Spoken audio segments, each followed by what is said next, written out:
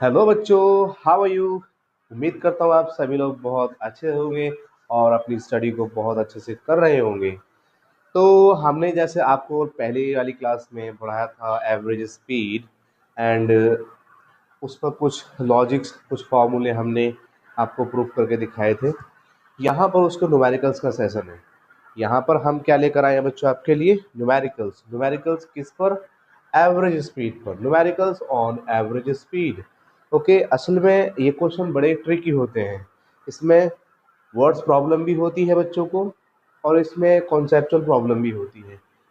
अगर हमने पिछली वाली क्लास को रेफरेंस मान के इस क्वेश्चन को सॉल्व करें तो इसको सॉल्व करना बड़ा आसान है, बहुत इजी है। ओके, मैं आपके साथ हूँ। आप मेरे चैनल को सपोर्ट कीजिए और देखिए क्वेश्चन किस तरह आसानी से हो जाते हैं। अ कार, क्वेश्चन है बच्चों, a car travels 30 kilometre at uniform speed of 40 kilometre per hour and the next 30 kilometre at uniform speed of 20 kilometre per hour, then find its average speed. Very simple question बच्चों, थोड़ा lengthy तो रहेगा but very simple. Okay, चलिए बात करते हैं। जो given है वो क्वेश्चन में क्या है। सपोज कीजिए ये कोई जर्नी है हमारी, ये कोई ट्रैक है ए से बी तक। जो जर्नी पूरी ट्रैवल करनी है वो दो हिस्सों में ट्रैवल की है बच्चों, ठीक है। सो ये दे रखी है डिस्टेंस पहली S1 30 किलोमीटर, 30 किलोमीटर। और जो बच्चों दूसरी जो डिस्टेंस है वो भी आपको S2 30 ही दे रखी है, 30 किलोमीटर। ओके, अब यहाँ पर जो इस डिस्टेंस को ट्रैवल करने में टाइम लगा है ना बच्चों, वो 40 किलोमीटर पर आवर है और बची हुई डिस्टेंस को 20 किलोमीटर पर आवर की स्पीड से ट्रैवल किया है। तो आप देख रहे हैं पहले वाले ट्रिप में गाड़ी फास्ट थी और दूसरे वाले ट्रिप में गाड़ी स्लो है। ये 40 और ये 20, तो ऑफकोर्स के एवरेज निकालने की लॉजिक है यहाँ पर। जब आपकी वेलोसिटीज अलग अलग होंगी तो ऑफकोर्स एवरेज वेलोसिटी निकालनी पड़ेगी आपको। देखिए इसमें क्या करते हैं। यहाँ पर V1 जो है वो 40 किलोमीटर पर आवर है और यहाँ पर जो है V2 आपके पास, ये आपके पास है बच्चों कितनी, 20 किलोमीटर पर आवर है। ओके, तो बच्चों आपसे पूछा है क्वेश्चन में find the average speed of the car. तो average speed nothing but something related with the equal speed in both, ऐसा नो कि हम ऐसे डिवाइड कर दें एक दो स्पीड्स को कि दोनों में बराबर बराबर माना जाए, ये सो नो। तो एवरेज का मतलब यही होता है। ओके, देखिए कैसे हो जाएगा। Total distance, sum of total distances upon total time taken. Understand? In this question बच्चों डिस्टेंस दे रखी है और स्पीड दे रखी है। यहाँ पर डिस्टेंस सेकंड की दे रखी है और स्पीड सेकंड की दे रखी है, मगर आपको टाइम नहीं दे रखा बच्चों, टाइम नहीं दे रखा। तो यहाँ पर एक लॉजिक क्रिएट करना पड़ेगा बच्चों। एज वी नो, जैसा कि हम जानते हैं कि आपका जो टाइम होता है वो होता है बच्चों डिस्टेंस अपॉन स्पीड। अब राइट, तो जब आप T1 निकालेंगे बच्चों तो S1 अपॉन V1 हो जाएगा और टाइम T2 वैल्यू जो हो जाएगी बच्चों S2 अपॉन V2 हो जाएगी। Am right? इतना सा लॉजिक है बच्चों, समझ में आ गया होगा आपको। Then we need to put the value of all these three things S1 S2 and T1 T2 here. Now your results become V average is equals to how much बच्चों, S how much 30 and this is 30 upon how much बच्चों, this is 30 upon 40, this is 30 upon 40। am I right? Yes, of course, you can check। this is 30 ना S1, okay, and V1 how much, 40। तो हमने यहाँ value रख दी। Okay, अब हम इसमें value रखेंगे, what will be 30 upon 20, 30 upon 20। now this may be added, oh this is 60, this is 60। now 0 cancel by 0, this 0 cancel by 0 na, so it's become 3 upon 4 plus 3 upon 2। am I right? now the LCM of this expression is, this is 60 remains same and 2 3 is 6, 6 plus 4 3 जा 12, 12 upon 4 2 जा 8, 4 2 जा 8। मैं आपको थोड़ा सा hint दे रहा हूँ, इसमें ऐसे सॉल्व किया जाता है एलसीएम इसको। इसको हम एलसीएम इस तरीके से सॉल्व करते हैं बच्चों, इसकी मल्टीप्लाई इस तरफ, इसकी मल्टीप्लाई इस तरफ, और इन दोनों की आपस में। ओके, फिर ये कितना हो जाएगा बच्चों 18, और ये 8 जाकर ऊपर हो जाएगा आपका 60 इंटू अपॉन हाउ मच 18। अब 6 का डिविजिबिलिटी है यहाँ पर, 3 6 1 जा 6, जो कि 10 बचेगा, 0 यहाँ पर छूटा, और 6 3 जा 18। तो बच्चों हम लिख सकते हैं इसको, हम यहाँ पर वी एवरेज की वैल्यू निकाल रहे हैं ना, तो वी एवरेज की जो वैल्यू आ रही है बच्चों, कितनी आ रही है 80/3, 80/3। यस और no? Very simple calculation my dear student. अगर आप डिवाइड नहीं आता है तो थोड़ा प्रैक्टिस करेंगे। मैं एक और सेशन लेकर आने वाला हूँ छोटे बच्चों के लिए, जिसमें हम बेसिक्स मैथ्स को पढ़ेंगे, उसका इंपॉर्टेंस बाद में समझाऊंगा मैं आपको। Let's come to the point. This is how much after divisibility, this is 2, 3 2 जा 6, कितना बचा बच्चों 2, है ना, 3 6 जा 18, बच्चों कितना बचेगा, 2 पॉइंट लगा के 20 कर लिया, 6 3 6 जा 18, तो आपका बच्चों 26.6 किलोमीटर पर आर आंसर आ गया। ये आपका बच्चों आंसर है। किसका आंसर है बच्चों? ये वी एवरेज का। मतलब ये हुआ बच्चों कि आपने जो टोटल डिस्टेंस जो ट्रेवल की है ना 30 + 30, वो अलग अलग स्पीड से की थी। M I right? ओके, तो ये कह रहे हैं हमें पहले ट्रिप में कितनी लगी, माने हमें तो नहीं पता आप कितने तेज या कितने स्लो आ रहे थे। हमें तो ये बताइए कि जो आप 2 हिस्सों में आपने जो ट्रैवल की है जर्नी, उसमें पहले हिस्से में कितनी स्पीड से आए, दूसरे हिस्से में कितनी स्पीड से आए। तो हम क्या बताएंगे बच्चों, ये 40 है ना, और ये 20 है, तो इसमें बहुत डिफरेंस है। तो यहाँ पर क्या आ जाएगा 26.6 किलोमीटर पर आवर। ये वो स्पीड है बच्चों जिसमें हमने दोनों के लिए माना है कि लगभग हमने 26.6 इस ट्रिप को ट्रैवल करने में और 26.6 इसको ट्रैवल करने में यूज की है स्पीड। ओके बच्चों, तो कैसा रहा ये सेशन? हम आपको और भी न्यूमेरिकल्स की प्रैक्टिस कराएंगे। बने रहें, बने रहें कि हम आपको हर एक चीज की प्रैक्टिस करा दें। ओके, ये एवरेज स्पीड का नेक्स्ट क्वेश्चन आने वाला है, इसको नोट डाउन कर लीजिए बच्चों। एवरेज स्पीड का तीसरा क्वेश्चन आपकी स्क्रीन पर है। बट इससे पहले मैं आपसे यही कहना चाहूँगा कि देखिए, पढ़ने से ज़्यादा अच्छा होता है पढ़ करके उसकी प्रैक्टिस करना। असल में बच्चा ये तो एक्सपेक्ट करता है, स्टूडेंट आज का ये तो एक्सपेक्ट करता है कि उसको कोई अच्छा टीचर पढ़ाए, मगर कभी वो अपने ऊपर नहीं लेता जिम्मेदारी, रेस्पॉन्सिबिलिटी खुद नहीं समझता कि जो सर ने पढ़ा दिया है ना, वो 2 या 3 बार प्रैक्टिस करके हमें सर को दिखाना चाहिए। देखिए, यही बच्चे लैग करते हैं। जो बच्चे ये चाहते हैं कि हमें पढ़ा दिया जाए और पढ़ा दिया जाए और पढ़ा दिया जाए, वो बच्चे ज़्यादा परफॉर्मेंस नहीं करते।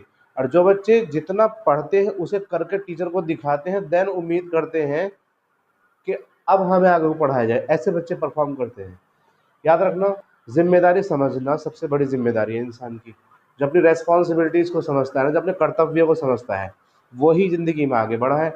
वरना तो हमारे परिवार में और आपके परिवार में और दुनिया भर में ऐसे बहुत से लोग हैं जो पढ़ लिख कर भी कामयाब नहीं हो पाए। तो मैं सक्सेस का एक ही तरीका बता रहा हूँ आपको, punctuality. Punctuality and responsibility. Okay dear, let's come to the question. In this question, my dear, a train travels at the speed of 60 kilometer per hour. That is V1, 60 kilometer per hour. Okay, and for the next, there is time T1 is equals to 0.52 R. देखिए, time जब भी हम are की बात करेंगे तो time है, जब किलोमीटर पर आर की बात करेंगे तो वो स्पीड है, और जब हम किलोमीटर की बात करेंगे सिर्फ किलोमीटर की, तो वो डिस्टेंस है। इसमें S1 आपको नहीं दे रखा। ओके ओके, दूसरे ट्रिप में बोला है बच्चों उसने V1 is equal to 30 kilometre per hour. How much? 30 kilometre per hour. और बच्चों टाइम T2 जो दिया है ना बच्चों, उसने वो दिया है 0.24 आवर।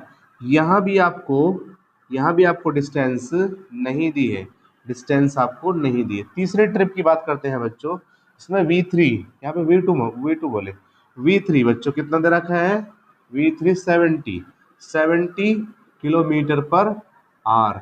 अब राइट, मैं तो डिटेल ही लिख रहा हूँ, बस मैं तो सिर्फ डिटेल ही लिख रहा हूँ। बस आपको ये देखना है कि आप कैच कर पा रहे हैं, यस और नो। T3 की वैल्यू दे रखी है 0.1 आर, ओके, जो कि टाइम की यूनिट है, और यहाँ डिस्टेंस नहीं दे रखी तो उसको भी हम क्वेश्चन मार्क से लिखेंगे। बच्चों सब में सबसे पहले देखिए पूछो what is the average speed, तो इसके क्वेश्चन पर फोकस करिए पहले। इसके क्वेश्चन पे जब फोकस कर देंगे ना तो आपको लगने लगेगा कि हाँ हमें क्वेश्चन का आंसर माइंड में आ सकता है।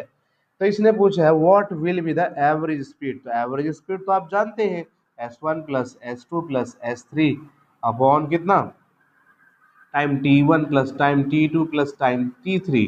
तो दोनों चीजें आपके पास, ये चीज आपके पास नहीं दे रखी, ये आपके पास दे रखी है, ये आपको नहीं दे रखी, तो इसको पहले कैलकुलेट कर लेते हैं। ओके, तो बच्चों इसकी S1 की वैल्यू बोलो कितनी हो जाएगी बच्चों। मैं एक फॉर्मूला लिख रहा हूँ साइड से, यहाँ लिख देता हूँ। आपके पास डिस्टेंस जो होगी v का फॉर्मूला डिस्टेंस अपॉन टाइम ना, तो s का फॉर्मूला कितना हो जाएगा v इंटू टी। इसको यूज करेंगे बच्चों हम यहाँ पर, ठीक है, S1 की जगह पर, S1 की जगह पर किसी यूज करेंगे v1 into T1 plus v2 into T2 plus v3 into T3 upon how much, T1 plus T2 plus T3। Am I right?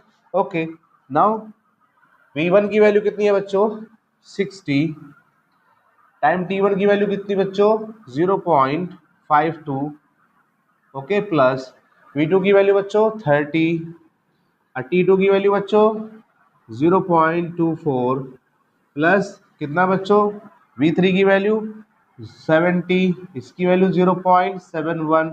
अब T1 T2 की वैल्यू आप जानते हैं बच्चों कितनी है बताइए। T1 की वैल्यू 0.50 प्लस 0.24 प्लस 0.71, ये आपने वैल्यूज पुट कर दी है बच्चों। आंसर आपका ज्यादा दूर नहीं है, आपकी कैलकुलेशन का वेट कर रहा है। माय डियर स्टूडेंट, कहते हैं ना फिजिक्स बहुत टफ है, फिजिक्स बहुत टफ है। अरे कभी अपने गिरवान में भी तो झांक कर देखो बच्चों, तुम पे कैलकुलेशन नहीं आती। आपने मल्टीप्लाई सीख तो ली, जब टेबल याद करने की बारी आती तो आप कहते हैं सर हम मल्टीप्लाई करके तो हम टेबल बना लेते हैं। अरे भाई मल्टीप्लाई करने के लिए थोड़ा ही ना क्वेश्चन दिया जा रहा है आपको, आपको याद होनी चाहिए। स्पीड तब मेकअप होती है बच्चों जब आपको टेबल्स याद होते हैं। ओके, तो आपको अगर टेबल्स याद है तो आपकी कैलकुलेशन बहुत ईजी हो जाएगी। स्क्रीनशॉट ले लीजिए इसका।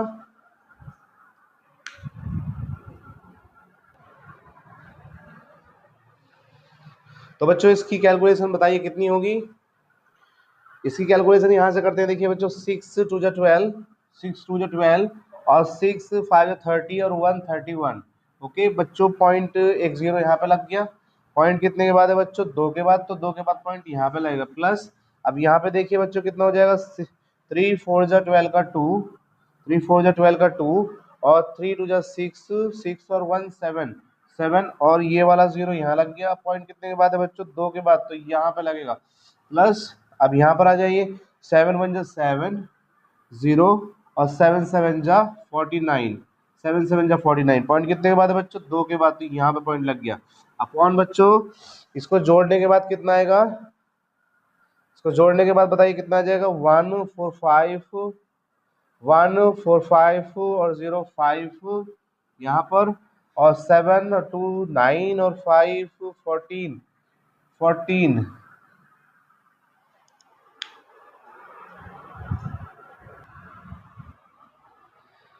तो बच्चों आप देखेंगे कि यहाँ पर इसकी कैलकुलेशन इतनी आ गई है, और इसको जोड़कर जब आप लिखेंगे बच्चों, ये और ये सब मिलाकर कितना हो जाएगा, 1.47 हो जाएगा। अब जब ऊपर आप ऐड करेंगे बच्चों 88.1, और यहाँ पर कितना हो जाएगा बच्चों, इसको लिखेंगे हम 1.47, इसको डिवाइड करके लिखेंगे, तो बताइए इसका फाइनल आंसर कितना होगा।